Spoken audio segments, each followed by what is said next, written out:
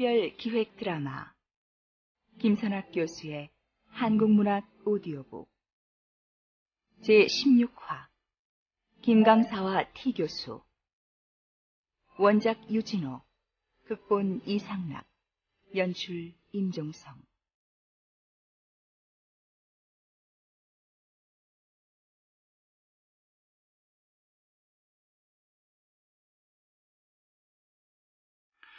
안녕하십니까. 한국문학 오디오북 시간입니다. 오늘 이 시간에는 유진호의 단편소설 김강사와 T 교수를 감상하려고 합니다. 이 작품은 국권 상실의 일제 식민지 치하였던 1932년 종합교양지 신동아지에 발표된 소설입니다. 물질주의적이고 식민지적인 악덕에 의해서 나약한 지식인이 파멸하는 비격적인 일면과 식민지 교육의 앞잡이들인 일본 지식인의 위장성을 보여주는 작품입니다. 소설이 그 시대를 투영해주는 거울의 역할을 감당하고 있다는 반영론의 자리에 서서 본다면 이 작품이야말로 일제 식민지 치하에서 겪어야 했던 조선 지식인들의 모습을 무엇보다 잘 나타내주고 있다고 할 것입니다. 또 다른 면에서 살핀다면 이 작품은 우리 문학에서 지식인 문학의 한 전형으로 평가할 수 있는 작품 계열에 속한다고 말씀드릴 수 있습니다. 구직인이 실직인이 하는 문제보다도 일청 근본적인 문제, 인텔리의 현실과의 타협과 그 이상 또는 세계관의 모순에서 생기는 고민을 주제로 하고 있다고 백철은 그의 신문의 사조사에서 이 작품에 대해서 언급하고 있습니다. 이 작품에서 주인공 김만필은 자유가 없는 식민지의 정치적인 풍토에서 배척되고 설 자리를 잃어버리는 희생자의 전형으로 그려져 있습니다. 이것을 통해 작가는 식민지 정책의 악덕과 물질주의적인 속물건성에 대해 은근하게 탄핵하고 있습니다. 다시 말하면 식민지적 현실의 정탐과 악의, 위선 및 속물성에 휘말려 고통과 모순과 부조리에 맞서 투쟁하지 못하는 무력한 지식인의 모습을 드러내 보여주고 있다고 할 것입니다. 그럼 작품을 감상하신 후 다시 말씀드리도록 하겠습니다.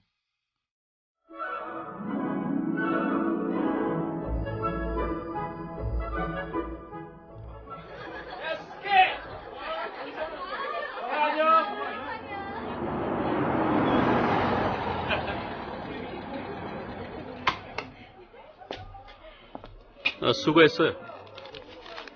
택시비 여기 있어. 예. 거스름돈은 필요 없으니까 넣어두시오. 아이고, 감사합니다.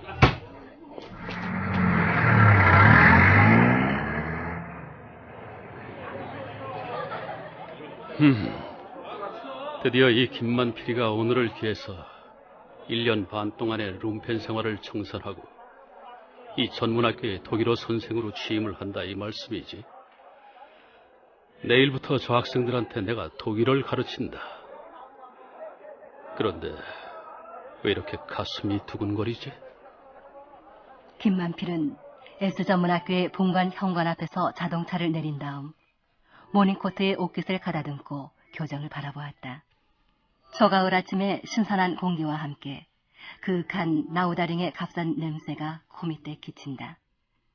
어른이 다 된 학생들의 모양을 바라보면서 저렇게 큰 학생들을 앞에 놓고 내일부터 강의를 시작하는구나 생각하니 근심과 기쁨이 뒤섞여 가만히 있을 수가 없는 것이었다. 예. 교장실 말씀입죠. 저기 복도로 쭉 걸어가시다가 오른편으로 딱 꺾으면 두 번째 방이 교장실입죠. 네, 감사합니다.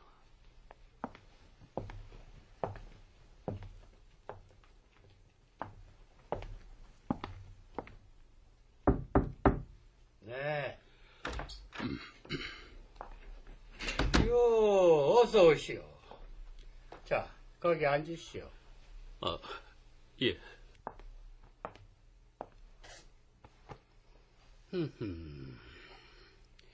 우리 학교는 처음이지요? 한 번 오신 일이 있던가요? 아니요, 처음입니다. 어때요? 교장실이라고 워낙 누추했어. 이게 또 그런지 예산이 넉넉지가 못해서 말이야. 천만에요. 대단히 훌륭합니다. 김만필은 반쯤 열어놓은 교장실 창문에 호화스런 자줏빛 커튼으로 눈을 옮기며 그렇게 대꾸했다. 사실 S전문학교의 당당한 콘크리트 3층 교사는 그 주위에 돼지우리같이 더러운 올망졸망한 집들을 발밑에 짓밟고 있는 듯이 솟아있었다. 사치스러운 교장실의 치장 역시 김만필이 동경 유학 시절에도 별로 보지 못한 것들이었다.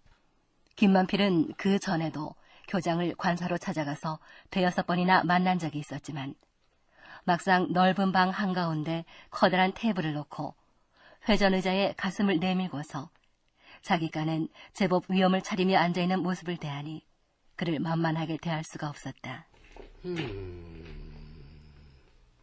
아, 그렇지. 그걸 가져오라고 해야겠구만.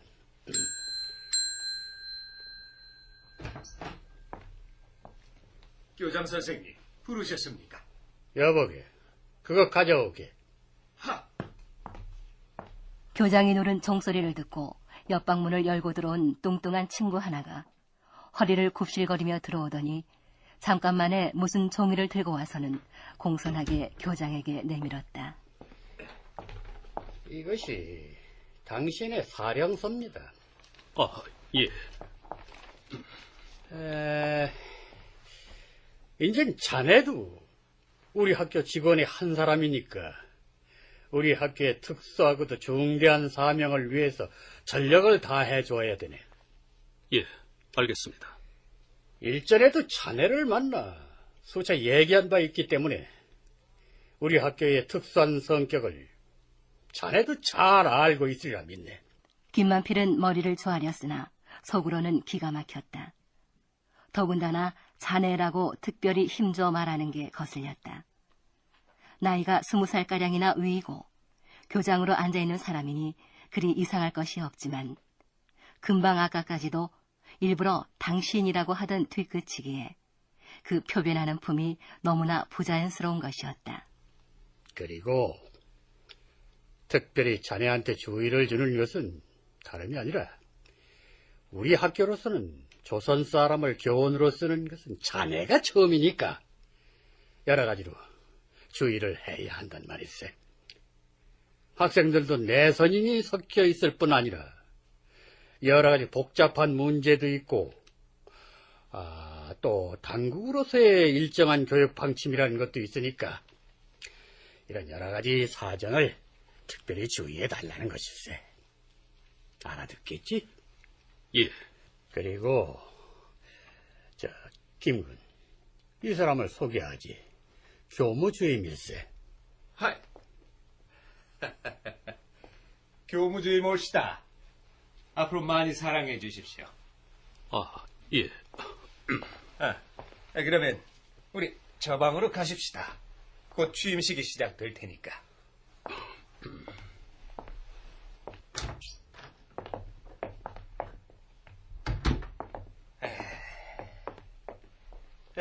지금 저 방에 긴상과 함께 취임식을 가질 교련 선생, 육군 소자도 와 계십니다. 뚱뚱한 교무주임 T 교수가 김만필 강사를 교수실로 안내했다.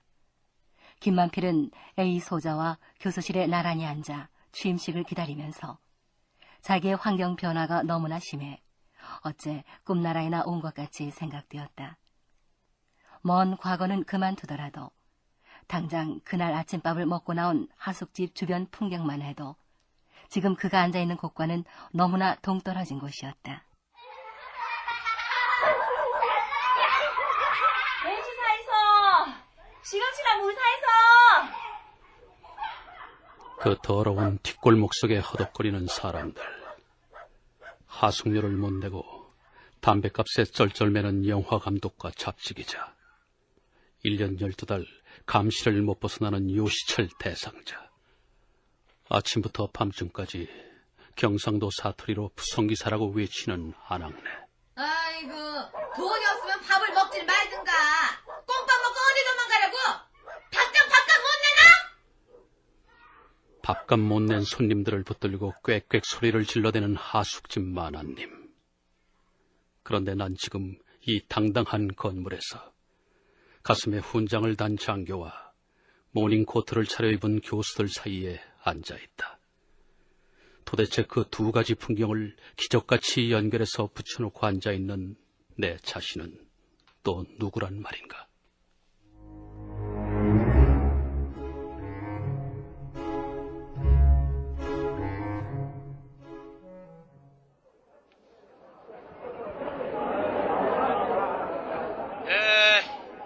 오늘은 학생 제군에게 우리 학교에 새로 부임해 오신 두 분 선생님을 소개하겠다.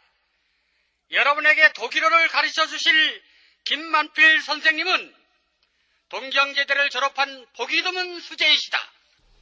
또한 본인은 교장으로서 여기 계신 훌륭한 육군 소자님을 교련 선생님으로 맞이하게 된 것을 분에 넘치는 영광으로 생각한다. 먼저 김만필 선생, 이쪽 연단 중앙으로 올라오시오. 예.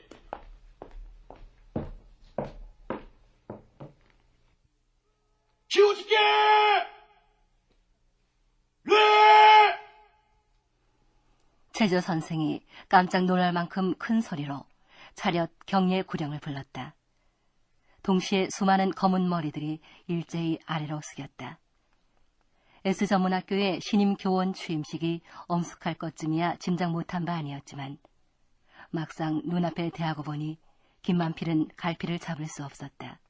그러나 학생들이 경례를 하고 있는 짧은 동안에 이상하게도 정신이 찬물같이 맑아지면서 끝없이 얼클어진 모순에 찬 자신의 과거와 현재가 교차되었다.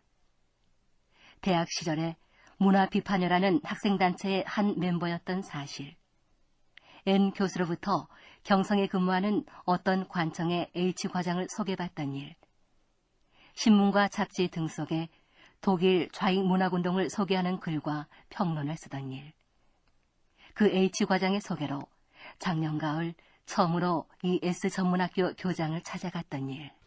그래, 모든 것이 모순이야. 지식계급에게 2중, 3중, 4중, 아니 7중, 8중, 9중의 중첩된 인격을 갖도록 강제하고 있는 것은 바로 이 사회가 아닌가. 그 많은 인격 중에서 어떤 것이 정말 나의 인격이란 말인가. 더러운 노릇이다. 싫은 노릇이다. 김만필에게는 단 위에 서 있는 짧은 동안이 지긋지긋하도록 지루하게 생각됐다. 어째 눈이 핑핑 돌고 다리가 후들후들 떨리는 것 같았다.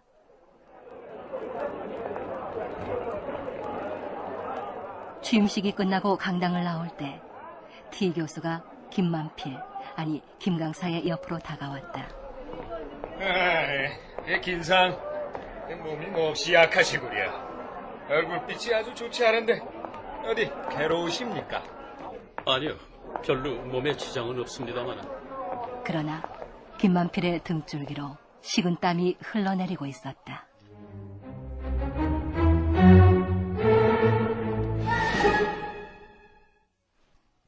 전날 저녁, 새삼스럽게 독일어 알파벳 아베체의 발음을 해보느라 늦게 잠들었던 김강사는 이튿날 아침 얼마쯤 가벼운 마음으로 학교에 갔다. 어젯밤에 과음을 했더니 영 기운을 못 차리겠군. 그래. 그게 과음 때문이 아니라 자네 단골 술집에 그 여자 때문에 녹초가 된 거 아니야? 어? 출근하는 교수의 수가 하나둘 늘어나자 교원실의 소동도 점점 커져갔다. 어젯밤 술집에서 만난 여자 얘기에서부터 해수욕이며 등산, 갑자원 야구 경기, 긴브라, 스테이키걸 등 온갖 종류의 무의미한 화제들을 입에 올려 그들은 약장수같이 떠들어댔다. 그들 중 어느 누구도 김강사와 얘기를 하려고 하는 사람은 없었다. 김강사는 자기가 일부러 돌림뱅이가 되는 것 같아 심한 고독감을 느꼈다. 어쨌든 김강사에게는 교원실의 그러한 공기가 극단으로 천하게 느껴졌다.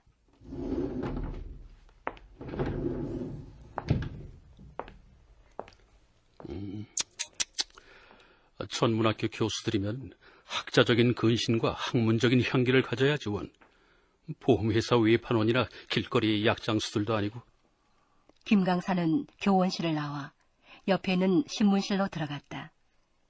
신문실에는 외국서 온 신문 잡지 등속이 겉봉도 뜯지 않은 채로 책상 위에 흩어져 있었다.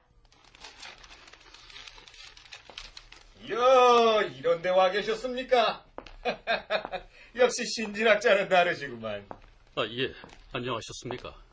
교무조임 T 교수가 어슬렁어슬렁 김 강사 옆으로 다가왔다. 바로 이번 첫째 시간이 당신 시간이지요? 예, 그렇습니다. 그거 대단히 잘 됐습니다.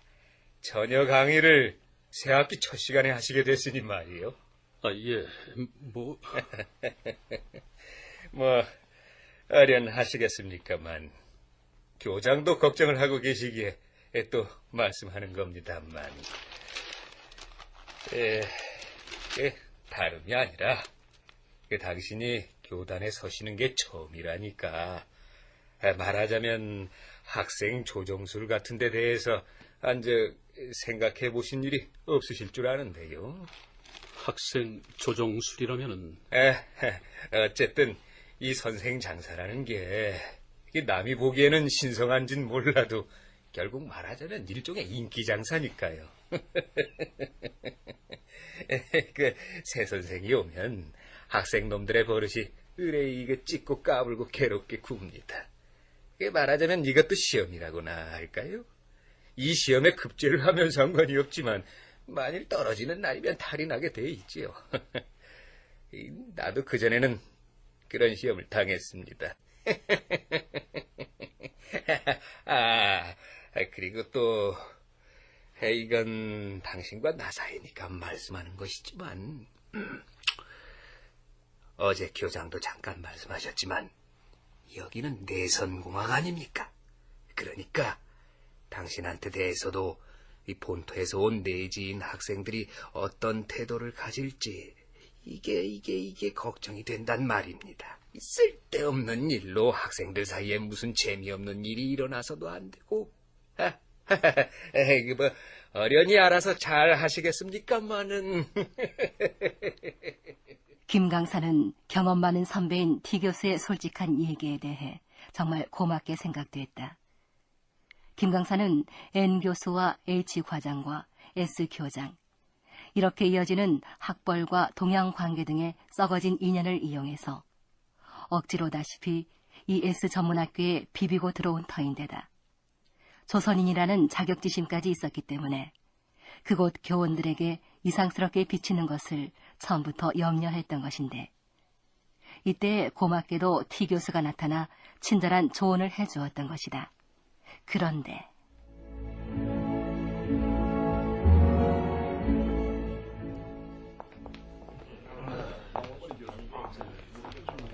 긴상. 오늘 처음으로 교단에 선 감상이 어떻소? 예. 뭐 별 감상이랄 건 없습니다만 학생들은 얌전하더군요. 그랬습니까? 그거 잘 됐습니다. 하지만요, 아직 방심해서는 안 됩니다. 잠깐 내 보여드릴 게 있습니다.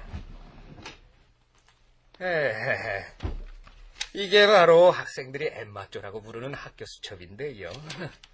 당신은 아직 처음이라 모르실 테니까 드리는 말씀인데 우선 요 스스키라는 놈만 해도 참 고약한 놈입니다.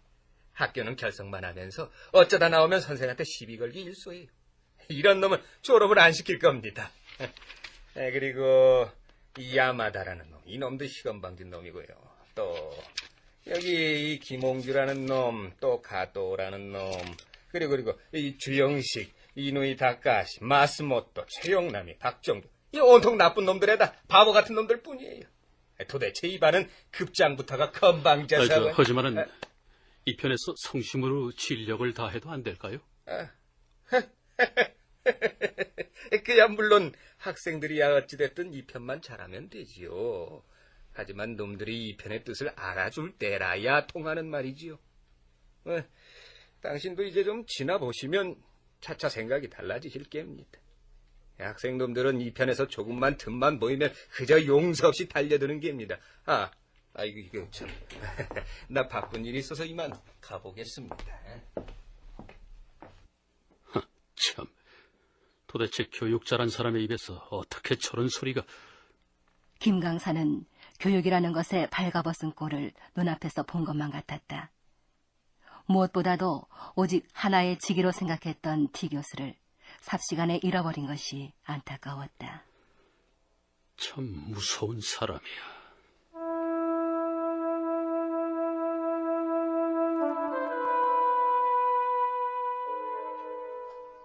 며칠이 지난 토요일 저녁, 김만필은 오래 찾아보지도 못한 H 과장에게 고맙다는 인사도 할 겸 북악산 및 관사촌에 있는 그의 집을 찾아갔다.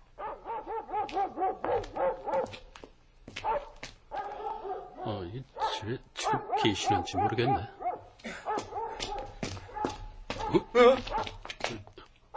H 과장의 현관 앞에서 마주친 두 사람이 동시에 입을 열었다. 뒤에 온 사람은 T 교수였다. 김만필 당신도 할 짓은 다 하는구먼. 아니, 별로, 그런 게 아니라. 난 당신이 책상 물림인 줄만 알았더니 상당하구만 그래. 아니, 정말 무슨 별짓을 하는 게 아니라 교수님도 아시겠지만 난 과장님의 힘으로 이번에 취직이 된 거 아닙니까? 그래서 그저 인사나... 그건 나도 잘 압니다. 그러기에 당신도 상당하다 이 말이지. 난 과장님하고는 고향이 같다오. 예, 그러세요? 여기 잠깐만 기둘러 주시오. 내 이것 좀 갖다 주고 올 터이니 그런 다음에 같이 들어가십시다. 세상이란 게 다 그런 거 아니오? T 교수가 들고 왔던 보통이를 들어보이더니 H 과장네 집 부엌 쪽으로 사라졌다. 그 집 하녀에게 보통이를 주고 돌아온 그가 말했다. 자, 이제 초인종 누르고 들어갑시다. 두 사람이 H 과장 집을 나온 때는 아직 초저녁이었다. 김만필은 그에게 말할 수 없는 불쾌감을 느끼고 있었으나 어디 가서 차나 한 잔 마시고 가자는 T 교수에게 이끌려 세르팡이라는 찻집으로 들어갔다. 어서 오십시오. 이쪽 가운데 테이블 앉으시죠. 긴상, 저쪽 구석자리로 가십시다.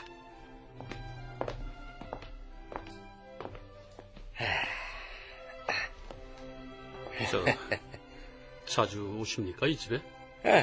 예, 가끔 옵니다. 당신은? 나도 두세 번 온 일이 있습니다마는.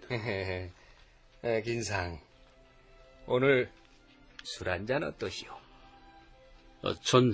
전혀 못 먹습니다. 이거 왜 이러시오?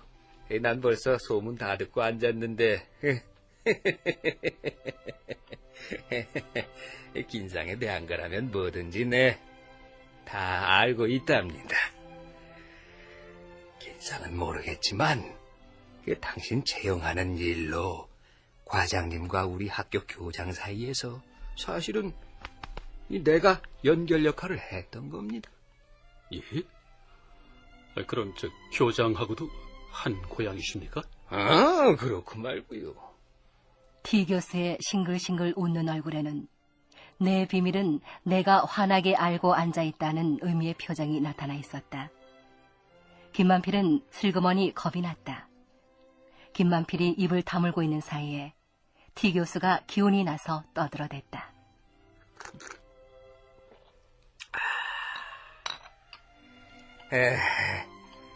난 작년부터 조선말을 배우기 시작했는데요.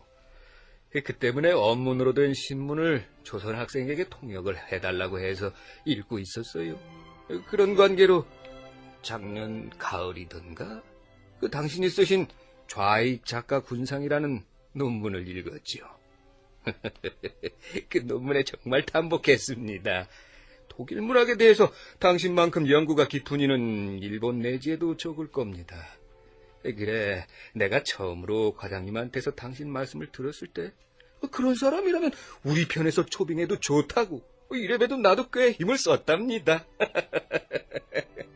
조선 사람 중에도 당신 같은 훌륭한 사람이 나오게 됐다는 것은 참 좋은 일이에요. 앞으로도 많이 힘 좀 써주세요. 김만필은 T 교수가 어째서 그런 말을 꺼내는 것인지 알 수가 없었다. 좌익 작가 군상이라는 논문은 작년 가을 몇 푼 안 되는 원고료를 목표로 총총히 쓴 것에 지나지 않았으며 더구나 그 내용은 S전문학교의 직원이 된 지금으로서는 절대로 비밀에 붙여져야 할 것이었다. 김 강사는 눈에 보이지 않는 무서운 압박을 느끼고 있었다.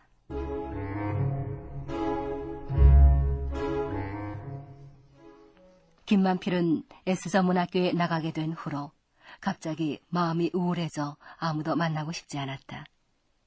교장은 생각만 해도 싫었다.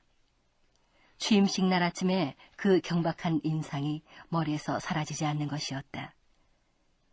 T 교수는 여전히 친절한 체했지만 그가 친절하게 굴면 굴수록 김만필 쪽에서 점점 더 싫어져서 경원시하게 됐다. 교수들은 시간 파는 종이 울리면 앞을 다투어 교원실로 들어와서는 더러운 물건을 내버리듯이 백묵갑을 테이블 위에 던져버리고서 웅성웅성 쓸데없는 얘기를 풀어놓았다. 물론 김 강사에게는 너 따위 놈은 안중에도 없다는 듯한 태도를 보였다. 언젠가 T 교수에게서 귓속말을 들은 일이 있는 S 강사는 김 강사의 얼굴만 보면 불쾌한 표정을 지으면서 인사도 잘하지 않았다. 그러나 직원들의 이런 공교와는 반대로 김 강사에 대한 학생들의 평판은 나쁘지 않았다. T 교수가 주의를 준 바 있는 스스끼니 가도우니 하는 학생들에게는 그래도 안심이 안 되었으나 그들은 예습도 꼭꼭 해오고 별로 건방지게 구는 법도 없었다. 10월 하순의 어느 일요일.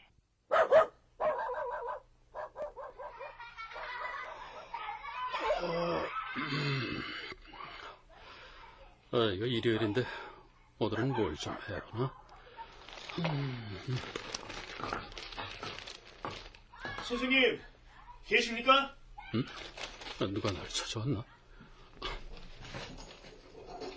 아니 자네. 예고 없이 찾아뵈서 실례가 안 될지. 아니, 자네가 어떻게 여기까지... 누추하지만 들어오시오. 스스키라는 바로 그 학생이었다. 그는 키가 크고 광대뼈가 나온 데다 아래턱이 큰 것이 마주 앉아보면 조선사람 같은 인상을 주었다. 아마 그런 생김새가 T 교수의 마음에 안 드는 것인가 하고 김 강사는 생각했다. 사실 전 될 수만 있으면 이 학교 집어치우고 동경으로 가서 독일 문학을 전공하는 것이 꿈입니다만. 그래요? 스스키는 자신의 어학 실력으로는 아직 독일어를 잘 해득하지 못할 텐데도 독일 문학, 그 중에서도 독일의 현대문학에 대해 몹시 자세히 알고 있었다. 그해 봄에 히틀러가 정권을 잡은 뒤의 일은 도리어 김 강사보다도 잘 알고 있었다. 선생님, 히틀러 집권 이후에 에른스트 톨러, 게오르그 카이서, 렌네 마르크, 심지어 토마스만 형제까지도 예술원에서 쫓겨났다죠? 그랬죠. 김만필은 작년 1회로는 취직운동에 쪼들려서 독일 문단의 최근 사정을 알아볼 여유가 없었던 만큼 스스키의 지식에는 감복했지만 그와의 얘기에는 별 흥미를 낼 수가 없었다. 그가 불량 학생이라는 T 교수의 귀띔이 있었기 때문뿐 아니라 다른 본능적인 경계심도 있었기 때문이다. 스스키는 히틀러의 문화 유린을 열을 올려 욕해댔다. 화제는 독일에서 일본으로 돌아오고 다시 S전문학교로 옮겨갔다. 전 우리 학교 학생들에게 실망이 큽니다. 사회적인 문제나 문화적인 사안에는 도통 관심이 없고 그저 강의 시간에 적은 노트만 길을 쓰고 달달 외우고 있단 말입니다. 이것은 바로 조선이라는 특수한 환경 탓도 있고 특히 학교 당국의 가혹한 단속 때문이 아니겠습니까? 선생님, 동경 같으면 그렇지 않겠죠? 글쎄... 선생님이 문화 비판회에서 일하고 계실 땐 어땠습니까? 문화 비판회? 김만필은 깜짝 놀랐다. 스스키의 질문은 그에게는 청천의 병력이나 다름없었다. 경성에 와서 취직운동을 시작한 후로는 자신의 과거 경력은 같은 조선 친구들한테도 얘기하지 않았었고, 더군다나 S전문학교에 취직한 이후로는 그 과거의 비밀이 탄로날 것을 무엇보다도 무서워하고 있었던 것이다. 문화 비판회라니? 선생님이 그 회원으로 굉장한 활동을 하신 걸 학생들 모두 알고 있습니다. 아니요. 그런 일은 없어. 그건 좀 뭔가 잘못 알려졌겠죠. 아니, 그러세요? 그 모임이 해산될 때 선생님이 굉장히 열변을 토하셨다는 말까지 있던데요. 아니, 그런 일은 없어. 김만필은 그래도 부정했다. 문화 비판회가 해산되던 날, 그는 분노에 불타서 눈물을 쏟아가며 열변을 토했었다.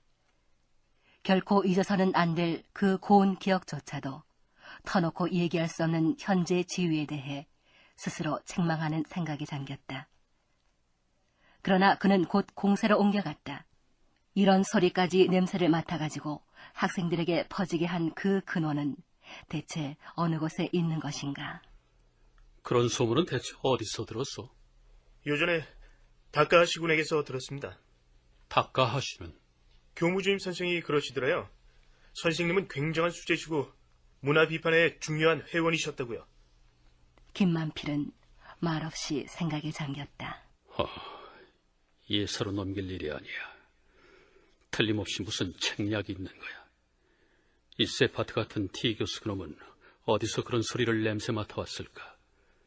스스키 여놈도 T 교수와 한통속이 아닐까? T 교수 그놈은 나한테 스스키 욕을 하고 그러면서 한편으론 스스키를 보내서 내 본심을 떠보려고 하는 것 아닐까?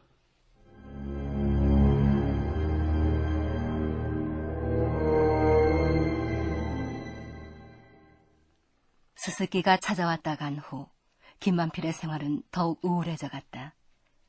강박관념에 쪼들리는 신경쇠약 환자같이 그는 항상 무엇인가 마음의 위협을 느끼고 있었다. 차라리 T 교수나 H 과장을 찾아가서 자신의 약점을 전부 고백하면 좋을 듯 싶었으나 그의 우울에는 그 이상의 무슨 깊은 뿌리가 있는 듯 싶었다. 뿐만 아니라 그곳에는 그의 힘없는 양심을 지키는 최후의 문지기가 서 있었다. 공연히 마음만 안타까울 뿐이었다. 그런 중에도 날이 지남에 따라 S전문학교 직원들 사이의 공기는 외톨박이 김강사에게도 차차로 진작이 됐다. 한편에서는 T 교수를 중심으로 하는 일파가 교장을 둘러싸고 세력을 쥐고 있었고, 다른 한편에서는 유 교수, S 강사들이 정의파로 분류돼서 그와 대항하고 있는 듯했다. S 강사는 교장과 특별한 관계가 있는 사람으로 교장의 초빙으로 만주 공과대학 예과의 자리를 일부러 팽개치고 온 사람인데, T 교수의 맹렬한 이간질로 교장과의 관계가 틀어져 지금껏 교수가 못되고 유 교수의 정의파로 붙은 모양이었다. 만일 S 강사가 김 강사에게 이유 없이 멸시와 적의의 태도만 보이지 않았다면 그들의 정의파에 가담했을지도 모르는 것이었다. 겨울방학이 가까워졌다. 으스스 흐린 날이 계속되고 가루 같은 뽀송뽀송한 눈발이 날렸다. 긴상, 날이 대단히 추워졌습니다. 예. 이거 대단히 춥군요. 긴상, 그날 밤 일 아직 기억하고 계시죠? H 과장 집 앞에서 우리가 맞닥뜨리던 날 밤. 기억하고 있습니다마는. 내가 과자 상자를 들고 갔던 거 보셨지요? 세상이란 다 그런 게입니다. 난들 뭐 하기 좋아서 그랬겠소. 어쨌든 지금 연말도 되고 했으니 교장한테 뭐 과자라도 한 상자 사가지고 찾아가 두시란 말이요. T 교수의 말은 그럴듯도 싶었다. 그러나 지금 와서 교장을 찾아가 봐야 도리어 업신여김을 받을지도 모르는 일이었다. 그러나 T 교수의 말은 교장은 지금 너를 미워하고 있다. 너도 잘못 보이면 목이 잘린다는 협박같이 생각되기도 했다. 그러나 어쨌든 김 강사는 명촉에 가서 서양과자 한 상자를 샀다. 상자 윗뚜껑에다가 조품이라는 2글자를 쓰고 그 밑에 명함을 붙였다. 이젠만은 하기 싫었는데 이걸 가져가면 교장이 어떻게 생각할까? 네 놈이라고 별 수 있어? 어쩔 수 없지. 그러는 모습을 본 T 교수 그놈은 내 등 뒤에서 그 능글능글한 웃음을 띠고 조소를 보내겠지. 하지만 아니야. 세상을 이론만으로 살 수 있나. 물에 빠진 자는 지푸라기라도 잡는다 했어.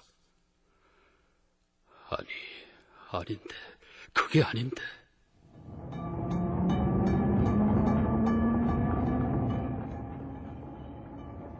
결국 김 강사는 악마의 마음을 먹은 심잡고 과자 상자를 들고 서대문행 전차에 올랐다.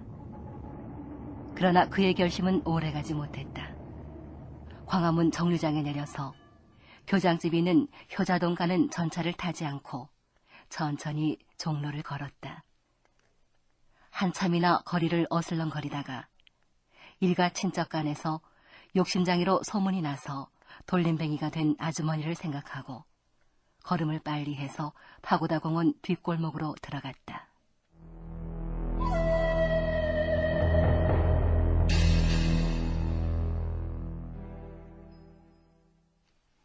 겨울방학이 되고 해가 바뀌었으나 김 강사는 하숙집에 꼭 들어앉아 있었다. 연하장 한 장도 내지 않았다. 그의 마음은 점점 더 비틀려 갔으나 속에는 일종의 깨달음 같은 것이 생기고 있었다. 그에게는 막다른 골목까지 온 것 같은 지금의 생활을 타개해 나갈 의사 같은 것은 물론 없었고 차츰차츰 숨이 가빠 들어와도 그대로 누워 죽음을 기다리는 수밖에 없다고 생각됐다.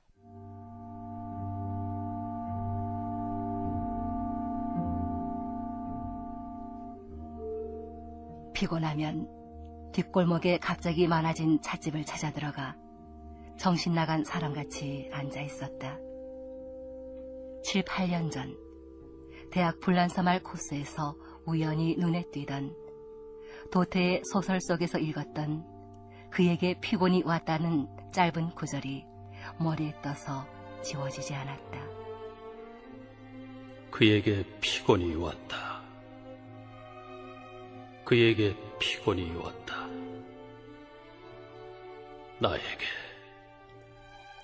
나에게 피곤이 왔다.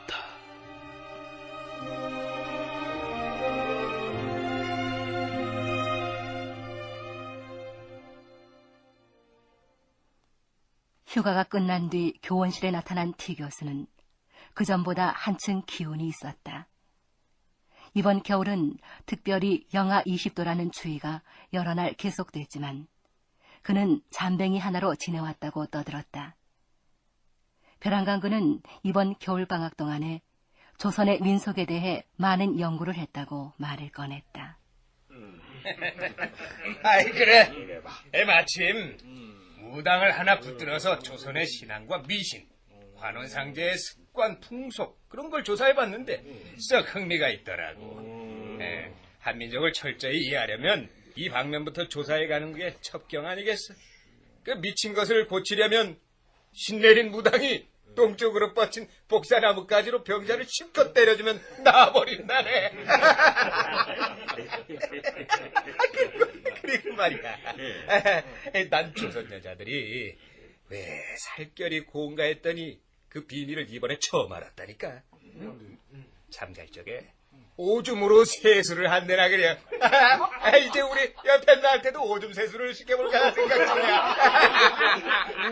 그런 풍속이 어디 있단 말이오? 나는 듣도 보도 못했어. 김만필은 T 교수의 뺨이라도 힘껏 후려 갈기고 싶었으나 참는 수밖에 없어 겨우 그 말만 했다. 긴상이 거기 있었구만. 아니 그런 걸 뭐 이리저리 깊이 생각하실 건 없지요. 무식한 무당한테 들은 소리니까. 어쨌든 뭐 미신이라는 건 문명국에도 있는 법이니까. 김강사는 한마디쯤 더 하고 싶었으나 마침 종이 울렸으므로 그는 백묵상자를 들고 교원실을 나와버렸다.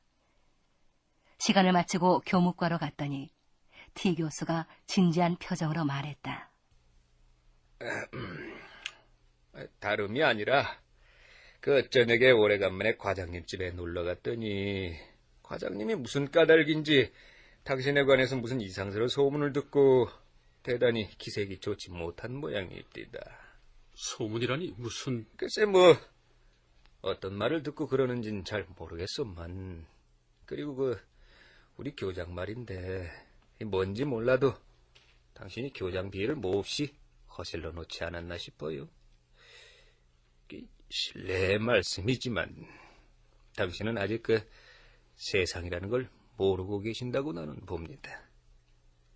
웃사람한테 대해서는 철마다 찾아가서 무슨 손사는 안 한다 할지라도 가끔 찾아가 보는 것쯤은 해둬야 좋단 말이지. 과장님한테도 그때 이후로 찾아가 보지 않았다지. 당신은 나하고 달라서 처음부터 과장님 소개로 들어왔겠다. 당신만 잘하면 앞으로는 시간도 차차 더 얻을 수 있을 것인데. 그러면 어떻게... 자세한 얘기를 들은 건 아니니까. 어쨌든 내 생각에는 오늘 저녁에라도 우선 과장님 집에라도 한번 찾아가 보시는 게 좋을 듯합니다. 김강사는 T 교수의 얘기를 듣고 있는 동안에 오랫동안 숨을 죽이고 있던 마음속의 불똥이 이상스레 끓어오르는 것을 느꼈다.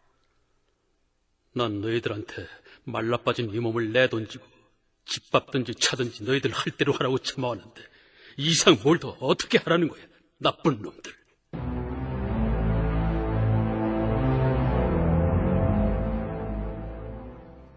그러나 집에 돌아온 즉 불안한 마음에 암만 해도 가만히 있을 수가 없었다.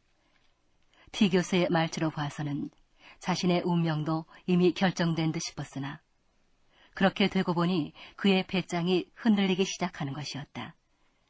이번에야말로 언젠가 그가 했듯이 과자 상자를 가지고 가야 한다고 자기 자신에게 타일렀다.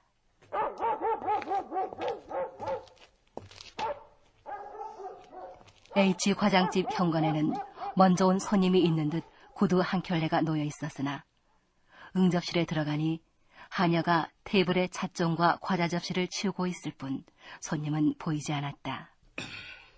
뭘 하러 왔나? 너무 오래 찾아뵙지도 못했기에. 이런 남의 은혜도 모르는. 대체 자네는 왜 남의 얼굴에 똥칠을 해놓는 게가? 왜 나를 창피한 꼴로 만드는 게야? 제가 과장님께 무슨 창피를... 너 자네는 나를 속일 작정인가? 과장님을 속인 일은 없습니다. 없어? 그럼 내 입으로 말해줄까? 자네는 대학시대에 사상이 의심스러운 단체에 든 적이 있지. 이쪽으로 온 이후에도 좌익 문학 활동에 관계를 했고. 하지만 그것은... 왜 자네는 그것을 나한테 말하지 않고 감추었느냔 말이야. 그래도 상관없다고 생각했단 말인가? 그래놓고 자네는 뻔뻔스레 학교 선생이 되어서 시침이 뚝 떼고 있지만 자네를 추천한 이 내 얼굴은 어찌 된단 말인가? 나는 자네 말은 영려 없다고 학교 당국의 강경한 반대를 무릅쓰고 억지로 자네를 집어넣은 거야. 하기는 경솔하게 자네를 신용한 내가 잘못이지. 이런 은혜를 모르는 제욕심만 채우는. 드디어 올 것이 왔군 그래. 아니, 작년 가을 이후로 날마다 밤마다 나를 괴롭게 하고 눈앞에 얼씬거리던 검은 그림자의 정체가 겨우 이것이란 말인가? 그렇게 생각하니 도리어 무거운 짐을 내려놓은 것 같았다. 그러나 사정만은 똑똑히 해둬야 된다고 생각했다. 과거에 있어서 그는 정말로 무슨 주의자였던 일은 없었던 것이다. 그건 오해십니다. 전 지금까지 무슨 주의자였던 적은 없습니다. 뭐야! 그래도 나를 속이잖아! 그때 이웃방으로 통하는 문이 열리며 H 과장 부인이 차를 가지고 들어왔다. 이어서 부인의 뒤에는 언제나처럼 봄물결이 ንም실늠실하듯 온 얼굴에 미소를 띄운 T 교수가 응접실로 따라 들어왔다.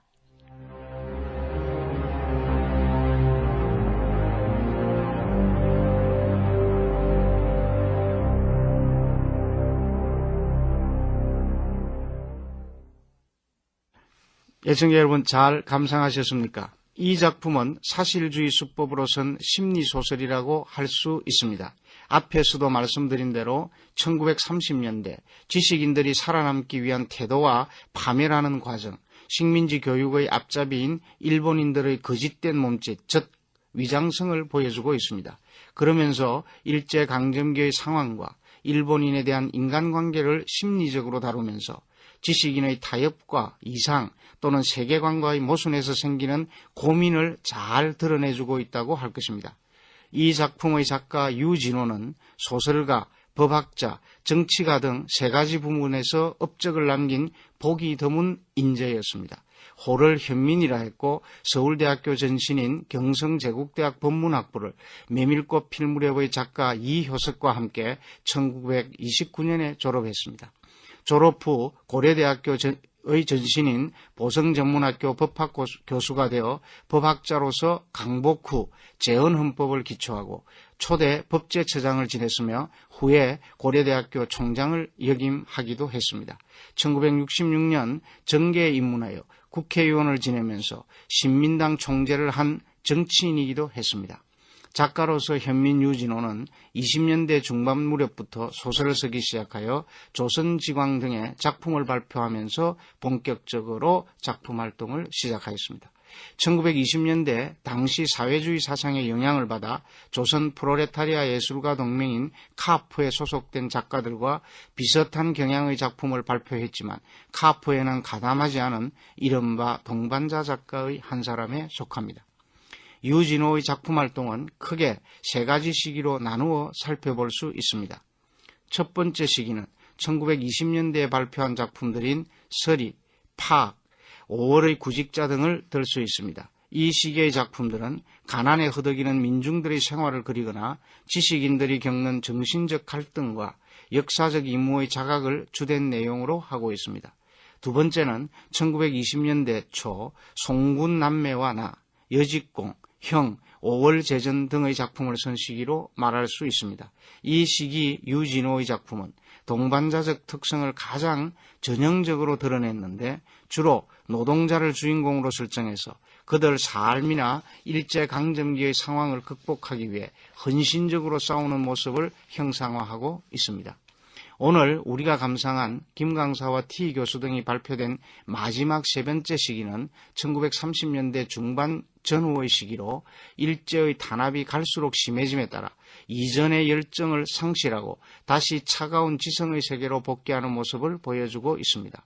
안타깝게도 1941년 이후 유진호는 그의 작품에 끈질기게 이어지던 현실에 대한 냉철한 비판과 정신적 가치에 대한 지향의 팽팽한 끈이 더 이상 유지되지 못하고 친일 행위로 변절하고 맙니다.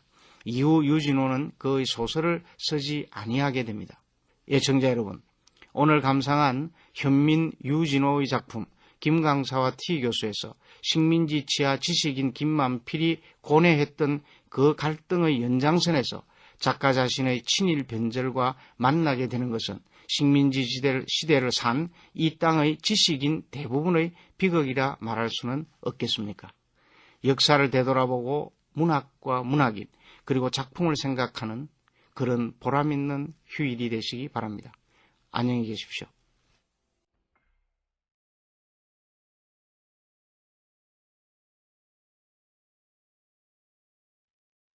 특별 기획 드라마 김선학 교수의 한국문학 오디오북 제16화 김강사와 T 교수 유진호 원작 이상락 극본 임종성 연출로 보내드렸습니다.